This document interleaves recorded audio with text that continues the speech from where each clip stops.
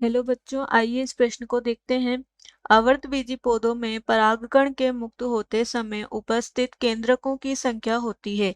हमारे विकल्प हैं विकल्प ए 1, विकल्प बी 1 या 2, विकल्प सी 2 या 3, विकल्प डी केवल 2। आइए इस प्रश्न की मुख्य अवधारणा को देखते हैं। इस प्रश्न में हमसे पूछा गया है कि आवर्तबीजी पादप या हम बोलते हैं जिन्हें एंजियोस्पर्म्स, आवर्तबीजी पादपों में परागकण जब मुक्त होते हैं तो मुक्त होते समय उनमें उपस्थित केंद्रकों की संख्या, परागकण के मुक्त होते समय केंद्रकों की संख्या हमें यहाँ बतानी है कि कितने केंद्रक उपस्थित होते हैं। आइए इस प्रश्न का हल देखते हैं। आवर्तबीजी पादप, आवर्तबीजी पादप या पौधों में परागकोश से, पुष्प के पराग कोशों से परागकण, जब परागकण जब वर्तिकाग्र पर पहुंचते हैं तो इसे परागण की क्रिया कहते हैं। यानी कि पुष्प के परागकोश से परागकणों का वर्तिकाग्र पर पहुंचना, यह क्रिया कहलाती है परागण की क्रिया। और ये जो परागकण होते हैं, यह परागकण हम बोल सकते हैं दो केंद्रकीय अथवा दो कोशिकीय होते हैं। दो कोशिकीय अथवा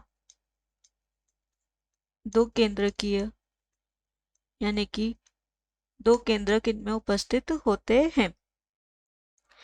पहला होता है दो कोशिकीय, इनमें दो कोशिका होती है। पहली बात करते हैं हम जनन कोशिका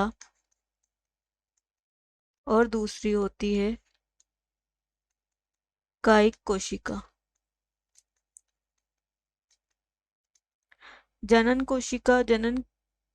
कोशिका यानी कि जनन कोशिका में क्या होंगे, जनन केंद्रक उपस्थित होंगे। जनन कोशिका में पाया जाने वाला केंद्रक जनन केंद्रक और कायिक कोशिकाओं में पाया जाने वाला केंद्रक कायिक केंद्रक कहलाता है। जो जनन केंद्रक होता है वह अपेक्षाकृत बड़ा केंद्रक होता है और कायिक केंद्रक जो होता है वह जनन केंद्रक की अपेक्षा छोटा केंद्रक होता है। जब परागकोशों से परागकण मुक्त होते हैं तो मुक्त होने के दौरान यहाँ पर सिर्फ दो ही केंद्रक उपस्थित होते हैं। तो हम देखते हैं हमारे विकल्प दे रखा है। हमारा विकल्प ए दे रखा है 1, तो ये गलत है। 1 या 2 यह भी गलत है। विकल्प सी भी गलत है। विकल्प डी केवल इस प्रश्न का सही विकल्प है। यहाँ पर दो केंद्रक पाए जाते हैं। पहला होता है जनन केंद्रक और दूसरा होता है कायिक केंद्रक, जो परागकण के मुक्त होते समय उपस्थित होते हैं।